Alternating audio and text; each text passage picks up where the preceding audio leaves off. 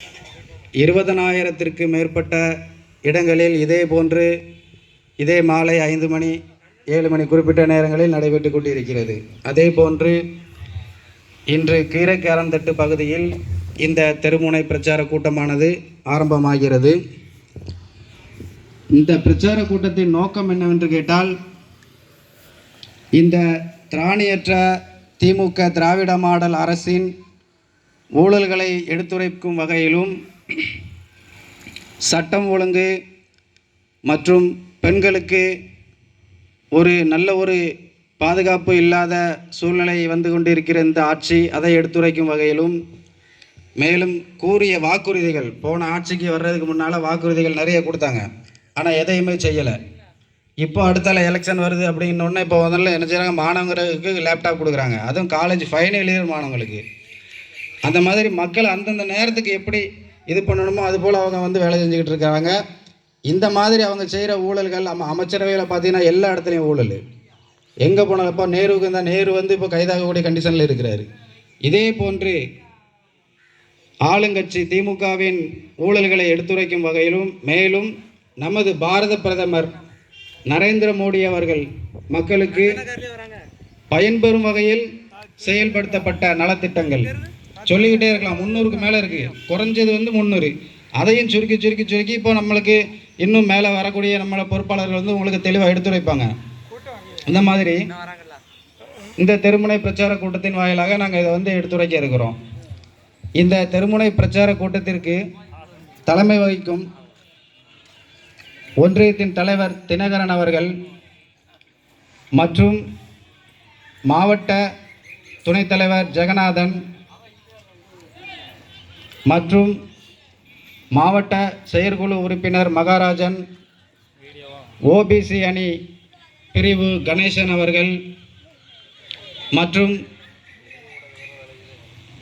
நமது பேரன்பாடி பொறுப்பாளர்கள் மணிகண்டன் மற்றும் கணேசமூர்த்தி ஆகியோர் நிகழ்ச்சி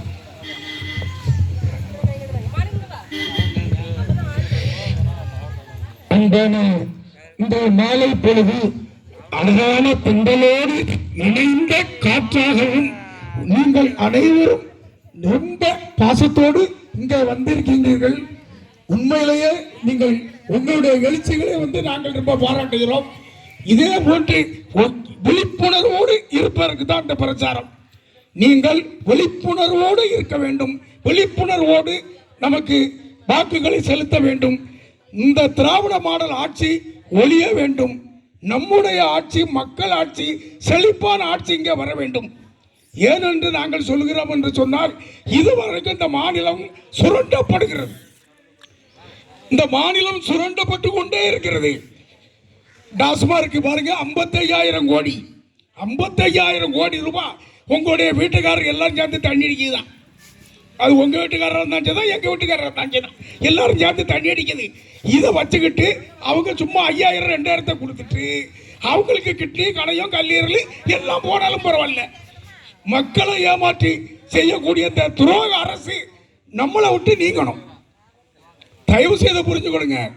இந்த திராவிட அரசு நம்மளை விட்டு நீங்கணும், ஒரு கோரிக்கை. ரெண்டாவது, நம்ம இந்த கோயில்கள் பல கோடி வருமானம் வருது. சகோதர சகோதரிகளே புரிஞ்சு கொள்ளுங்க, பல கோடி வருமானம் நம்ம அறுபடை வீட்டில இருந்து வரக்கூடியது பல கோடி. இந்த பல கோடி எங்க போகுது? இந்த பல கோடி ரூபாய் எங்க போகுது? அனைத்து அமைச்சர்களும் அப்படி சொல்லி சாப்பிட்டுட்டு இருக்காங்க. ஒரு கோயிலையும் தங்க சிலை இல்லை, ஒரு கோயிலும் இல்லை. பைரவேலை காணோம், இப்படி நிறைய காணோம். இதெல்லாம் நம்ம வந்தால் அறநிலையத்துறையை கலைக்கப்படும். நம்ம இந்தனுடைய சாம்ராஜ்யம் கோயிலில் மலரும். காசே இல்லாம நீங்க சாமி கும்பிடலாம், ஃப்ரீயா நின்று சாமி கும்பிடலாம். அதுக்கு வேண்டிய வசதிகள் உங்களுக்கெல்லாம் செய்து தரப்படும். மத்திய அரசு எடுத்துக்கொள்ளுங்க. இன்னைக்கு நம்ம செஞ்சிருக்க திட்டம், உங்களுக்கு தர ரேஷன் அரிசி எல்லாமே நம்ம மத்திய அரசு கொடுக்கிறது. இந்த 4.5 வருஷத்துல ஒரு அரை யூனிட் மின்சாரம் கூட தமிழ்நாடு அரசு உற்பத்தி பண்ணல. நான் சவால் விட்டு சொல்றேன், இந்த இடத்துல அரை யூனிட் மின்சாரம் கூட என்ன உற்பத்தி செய்யல. நம்ம உடன்குடியில அனல் மின் நம்ம மத்திய அரசு திட்டம்.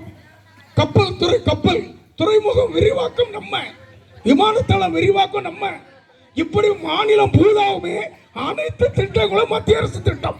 மாநில அரசு திட்டத்துல ஒண்ணுமே இல்லை. ஒரு பைசா கூட லாபம் இல்லாம தயவு செய்து நீங்க எல்லாரும் புரிஞ்சுக்கணும். நாங்க சொல்றது உண்மையா பொய்யான்னு திராவிட மாடல் மாதிரி எங்களுக்கு பொய் சொல்ல தெரியாது.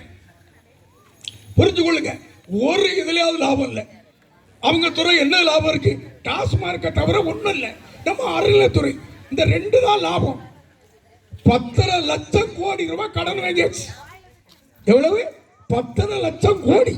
இதுக்கு ஒரு மாசம் கட்ட வேண்டிய வட்டி 16,000 கோடி. 16,000 கோடி. யார் வீட்டு காசு? உங்க காசு, நம்ம காசு, நம்ம எல்லாருடைய காசுமா? யாரு? தமிழ்நாடு முதல்வர் வீட்டில் இருந்து கொண்டு தருவாரா? அவங்க பலாயிரம் கோடிக்கு அடிச்சு வெளிநாட்டெல்லாம் பயங்கரமா வாங்கி பலாயிரம் கோடி வாங்கி செட்டில் ஆயிட்டாங்கம்மா. மத்திய அரசு மேல யாராவது ஒரு குறைய சொல்லுங்க. ஒரு அமைச்சர் மேல ஒரு ஒரு ஒரு சின்ன ஊழல், ஒரு 100 ரூபாய், ஒரு 1000 ரூபாய், ஒரு 1 கோடி ரூபாய், 100 கோடி ரூபாய், ஒரு ஊழல் யாராவது அதே திராவிட கட்சிக்காரங்களை சொல்லுங்க பார்ப்போம். அவங்க 1000 பேசுவாங்க, அதை செய்யல இதை செய்யல சொல்லுவாங்களே தவிர மத்திய அமைச்சர்கள் இவ்வளவு கோடியை ஏமாத்திட்டு போயிட்டாங்க நீ யாரும் சொல்ல மாட்டாங்க, சொல்ல முடியாது. மோடிஜி குடும்பமே இல்லை, மக்களுக்காக தான் வாழ்றார். யோகி ஆதித்யநாத் உத்தரப்பிரதேசம் மக்களுக்காக தான் வாழ்றார். இப்படி திரௌபதி முர்மு நம்ம ஜனாதிபதி இப்படி அவ்வளவு எளிமை எளிமை எளிமை எளிமை. அதுதான் நம்ம மத்திய அரசு. இதுவரைக்கும் எல்லா மாநிலத்திற்கும் எந்த மாநிலத்திலும் தண்ணி தட்டுப்பாடு கிடையாது, எந்த மாநிலத்திலும் மின்சாரம் தட்டுப்பாடு கிடையாது. எல்லா இதுக்கும் பண்ணியிருக்கோம். அனைத்து கிராம மலை பகுதிகளுக்கெல்லாம் கேபிள் ஒயர் போட்டு கரண்ட் கொடுத்துருக்கோம். கேபிள் ஒயர் போட்டு பாறையில கரண்ட் கொடுத்துருக்கோம். ஏன்னா போன்லாம் நட முடியாது, அதனால கேபிள் தண்டு வடம், அப்படி பெரிய கேபிள் வடம் அதை போட்டு நம்ம கரண்ட் கொடுத்துருக்கோம். குடிசையே இல்லாத இந்தியா, குடிசையே இல்லாத இந்தியா. இப்பவும் கூட இங்க 1 கோடி வீடு கட்டுறதுக்கு ஏற்பாடு பண்ணியிருக்கோம். இது எல்லாமே இந்த 5 வருஷத்துல தமிழ்நாட்டிலே நிறைவேறும். இங்க குடிசையே இருக்காது. நீங்க குடிசை இருந்தா போட்டோ எடுத்து நீங்க அனுப்புறீங்கன்னா நம்ம மாவட்ட தலைவர்ல இருந்து இப்படி எல்லாமே முக்கியமான ஆள்கிட்ட கொடுத்தா ஆட்டோமேட்டிக்காவே குடிசையே இருக்காது, மின்சாரம் இல்லாத வீடே இருக்காது. இது நிச்சயமான உண்மை. நாங்க ஓட்டுக்காக உங்ககிட்ட இந்த வார்த்தையெல்லாம் சொல்லல, எல்லாரும் நீங்க புரிஞ்சுட்டீங்க. இப்போ உங்களுக்கு எல்லாம் விழிப்புணர்வு வந்துட்டு. ஆனாலும் நிச்சயமாக நம்ம ஆட்சி மலரும், தாமரை மலர்ந்தே தீரணும். ஒண்ணு இங்க வந்து நம்முடைய கூட்டணி கட்சி எடப்பாடியார், நம்ம எம்ஜிஆர் சந்த சின்னம் ரெட்டை இலை நிக்கலாம், ஜெயலலிதா அம்மா சின்னம் ரெட்டை இலை நிக்கலாம், இல்லாட்டும் நம்ம தாமரை பூ சின்னம் வேட்பாளர் யாரை நிப்பாட்டாலும் நீங்க எல்லாம் நல்ல ஆதரவோட தந்து நீங்க வெற்றி பெற வச்சுட்டீங்கன்னா அடுத்த இந்த ராஜ்யம் அமைச்சே தீர்வோம். பாத்தீங்களா, எல்லா மாநிலத்திலும் மேல கொண்டுட்டோம். பீகார்லாம் ரொம்ப கீழே இருந்துமா, அந்த மாநிலத்தில இருந்து இங்க வந்து நம்ம தமிழ்நாட்டில் வந்து கொத்தடிமை மாதிரி வேலைக்கு வச்சிருந்தாங்க கட்சிக்காரங்கெல்லாம். யாரு? எல்லா டிஎம்கே தான். இன்னைக்கு பாருங்க, அங்கே வேலைக்கு தட்டுப்பாடு. அந்த அளவுக்கு ஒவ்வொரு ஃபேக்டரி ஆரம்பிச்சு, ஒவ்வொரு தொழிற்சாலை ஆரம்பிச்சு, ஒவ்வொரு தொழிற்சாலைக்கும் 25,000 பேர், 30,000 பேர், 50,000 பேர், இப்படி பெரிய பெரிய தொழிற்சாலை எல்லாம் அங்க பீகார் எல்லாம் உருவாக்கியாச்சு. ஊபி எவ்வளவு பிரம்மாண்டமா கொடுத்தாச்சு. ஏன்னா அங்க ஊழல் இல்லை. ராமர் கோயில் 400 வருஷம் முடியாம இருந்தோமா? சகோதர சகோதரிகளே புரிந்து கொள்ளுங்க, 450 வருஷம் இஸ்லாமிய சகோதரர்களுக்கும் நமக்கும் பிரச்சனை பண்ணி இந்த காங்கிரஸ்காரங்க அவங்களுக்கு சப்போர்ட் பண்ணி இந்துக்களை பூதாவும் மட்டம் தட்டி போட்டு 450 வருஷம் அந்த ராமர் கோயிலை கட்ட முடியாம இருந்தது. இன்னைக்கு நம்ம கட்டி இந்தியாவில் இருக்கக்கூடிய எல்லா கனிம வளங்கள் இருந்தும் பாறைகள் இருந்து எல்லாம் எடுத்து, அங்க சிமெண்ட் கிடையாது, செங்கல் கிடையாது, கம்பி கிடையாது, இல்லாம கட்டியிருக்கோம். ராஜராஜ சோழன் தஞ்சை பெரிய கோயிலை பார்த்து கட்டியிருக்கோம். அந்த காலத்துல காமராஜருக்கு பிறகு ஒரு அணை கட்டியிருக்காமா? நீங்க யாராவது சொல்லுங்க, ஒரு அணை இங்க கட்டியிருக்கா? இந்த தமிழ்நாட்டில் ஒரு அணை கட்டியிருக்கேன்னு சொல்லுங்க. இந்த சுசேசவரம் குளத்துக்கோ இந்த மகாதேவன் குளத்துக்கோ தண்ணி வந்திருக்காமா? 24 மணி நேரம் நீங்க பாய்ப்பை தொடர்ந்தா தண்ணி வரணுமா? ஜல் சீவன் திட்டம் நம்ம இன்னைக்கு பாய்ப்பை போட்டிருக்கோம். தண்ணி எங்க? நாங்க டெல்லியில இருந்தா கொண்டு வர முடியும். தாமிரவரில் போய் கடல்ல கலக்கிறது எத்தனையோ டிஎம்சி தண்ணி கலக்குது. எத்தனையோ டிஎம்சி தண்ணி எங்கே போய் ஏரல்ல இருந்து தாண்டி அப்படியே போய் பழைய காயில் போய் அந்த புல்ல காயில் போய் கலக்குதுமா. அந்த தண்ணியை 4 இடத்துல அணைய கட்டி இருந்தால் இன்னைக்கு பூரா எம்எல் தேர்ல இருந்து எல்லா இடத்துக்கும் தண்ணி வந்திருக்கும். புரிஞ்சுக்கிடுங்க. இதை வச்சு விவசாயம் அதிகமாக நடக்கணும். இதை வச்சு அதிகமான தென்னை விவசாயம் நடக்கணும். இதை வச்சு நஞ்சை விவசாயம் நடக்கணும், புஞ்சை விவசாயம் நடக்கணும். இப்படி எல்லா உள்கட்டமைப்பு இருந்தால் மட்டும்தாம்மா ஒரு மாநிலம் முன்னேறும்.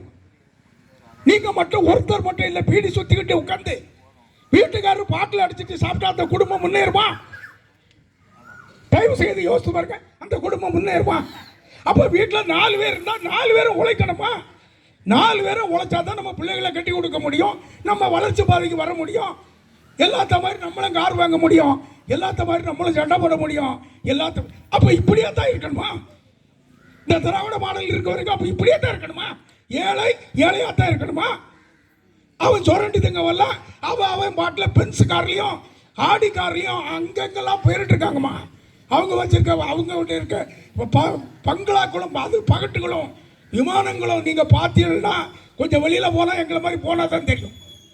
அவ்வளோ தலைமுறைக்கு சொத்து சேர்த்துறாங்க. காமராஜர் ஏதாவது சேர்த்தாரா? 247 ரூபா. சாகும்போது காமராஜர் இருந்தது வெறும் 247 ரூபாமா. அன்னைக்கு தான் மதிய உணவு திட்டம் கொண்டு வந்திருந்து, அன்னைக்கு தான் எல்லா திட்டங்களும் கொண்டு வந்திருந்தோம்மா. 25 வருஷம் காங்கிரஸ் இந்த நாட்டை ஆண்டுத. என்ன செஞ்சு விட்டாங்க? என்ன செஞ்சாங்க? எமர்ஜென்சியை கொண்டு வந்தாங்க. எமர்ஜென்சி அவசர பிரகடனம் கொண்டு வந்தாங்க. கருணாநிதியை தூக்கி உள்ள போட்டாங்க, ஸ்டாலின் தூக்கி உள்ள போட்டாங்க. அடி அடிச்சு அங்கே சிட்டி பாவெல்லாம் செயலுக்குள்ளே பாளையங்கோட்டை செயலுக்குள்ளே செத்தாங்கம்மா. 3 வருஷத்துல அவங்களுக்கு மானமே இல்லாம அங்க போய் கூட்டணி சேர்ந்துக்கிட்டு இருக்காங்க. அவங்க சொல்றாங்க நம்ம ஒன்றிய அரசாங்கம். எது? நம்ம ஒன்றிய அரசாங்கம். இந்தியாவிலேயே இன்னைக்கு பெரிய லெவலில் ஆட்சி பண்றோம். அவ்வளவு மாநிலத்திலும் நம்ம இருக்கோம். உலக நாடுகள் பூரா நம்மளை பாராட்டுது. உலக நாடுகள் பூராவும் இன்னைக்கு நம்மளை பாராட்டுது. உலக பொருளாதாரத்தில் 3ஆவது இடத்துக்கு வந்துட்டோம். உலக பொருளாதாரத்தில் இந்தியா இன்னைக்கு 3ஆவது இடம். நம்மளை கேட்காம எந்த நாட்டுக்காரனும் ஒன்றும் செய்ய முடியாது. இதே மாதிரி ரோட்ல விமானம் இறங்குதுமா. இதே மாதிரி ரோட்ல சண்டிகாரில் விமானம் இறங்குச்சு. நம்ம மோடிஜி அந்த விமானத்திலே வந்தார். ரோட்ல விமானத்தளத்தை விட்டுட்டு ரோட்ல. ஏன்னா எமர்ஜென்சி காலங்கள் இல்லாட்டி ஏதாவது ஒரு ராணுவ புரட்சிகள் ஏதாவது வந்தால் ரோட்ல விமானம் இறங்கும். அந்த அளவுக்கு உருவாக்கி காட்டி இருக்கிறோம். ஏழைகளே இருக்க மாட்டார்கள். என்ன ஒரு 10 வருஷம் நீங்க எங்களுக்கு நல்ல வாய்ப்பை தாருங்க. நீங்க எல்லாரும் ஒற்றுமையா இருந்து எல்லாரும் எங்களுக்கு ஆதரவு தாருங்க. 10 வருஷத்துல உங்க எல்லாருமே கையா லெவலுக்கு கொண்டு வரோம். அதுதாம்மா ஆட்சி, அதுதாம்மா மக்கள் சேவை. இங்க இருக்கவங்க யாரும் கொள்ளை அடிக்கிறதுக்குள்ள ஆளோ, யாரையும் ஏமாத்தி 10 ரூபா பிடிக்கி சாப்பிடக்கூடிய ஆளே கிடையாதுமா. நம்ம கொடுக்க ரேஷன் அரிசிக்கு அதுக்கு மேலே இருக்கவனுக்கு எவ்வளோ கமிஷன், அதுக்கு மேலே இருக்கவனுக்கு எவ்வளோ கமிஷன், எந்தெந்த அதிகாரிக்கு எவ்வளோ கமிஷன் எல்லாம் உங்களுக்கு தெரியும், கண்டிப்பாக தெரியும். யாராவது தெரியாதுன்னு சொல்லுங்க. உங்களுக்கு எல்லாம் தாரதெல்லாம் ஒழுங்காக கொடுக்காங்களா? ரேஷன் கடையில் உங்களுக்கு ஒழுங்காக கொடுக்காங்களாமா? நீங்க சண்டை போட்டு ஃபைட் பண்ணிட்டு எது? நம்ம காசுமா, நம்ம மத்திய அரசினுடைய பணம் நாங்க அனுப்புறோம். அங்கிருந்து ட்ரெயின் மூலமா எவ்வளவு அனுப்புறோம். தண்டவாளங்கள் அவ்வளோத்தையும் பெருசாக்கிட்டோம். குடோன்கள் எல்லாம் பெருசாக்கி இருக்கோம். ட்ரெயின் இப்போ நீங்க ட்ரெயினில் போறதுக்கு உங்களுக்கு எங்க வேணாலும் வந்தோ பாரத் ட்ரெயின் இந்தியாவில் தான் விட்டுருக்கோம். அவ்வளவு ட்ரெயின் எப்படி விமானம் மாதிரி இருக்கு. விமான ட்ரெயின்ல இருக்கு சீட்டெல்லாம் பழைய மாதிரி கிடையாது, விமானம் மாதிரி இருக்கு.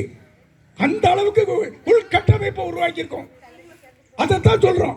உள்கட்டமைப்பு என்கிறதா ஒரு நாட்டினுடைய வளர்ச்சி. அது இல்லாட்டி இப்ப நீங்க எப்படி இருக்கீங்களோ அப்படிதான், நாங்க எப்படி இருக்கோமோ அப்படிதான், இப்படித்தான் இருக்க முடியும். நீங்க என்னைக்கு மேல வரணும்? நீங்க மேல வரணுமா வேண்டாமா? இப்படி இருக்கணுமா? இப்ப இந்த திராவிட ஆட்சியில மேல வந்துட்டீங்களா? சொல்லுங்க. இந்த திராவிட ஆட்சியில யாராவது மேல வந்துட்டீங்களா? உங்களுக்கு 5000 ரூபாய் தந்தோன்னு நிறைஞ்சு போச்சா? இது யாரு காசு? டாஸ்மார்க் காசு. டாஸ்மார்க் யார் குடிக்கா? 5000 ரூபாய் கொடுத்ததுல 3000க்கு மேல 4000க்கு மேல வீட்டுக்காரர் வேண்டி போய் குடிச்சிருப்பாரு. இல்லைன்னு சொல்லுங்க.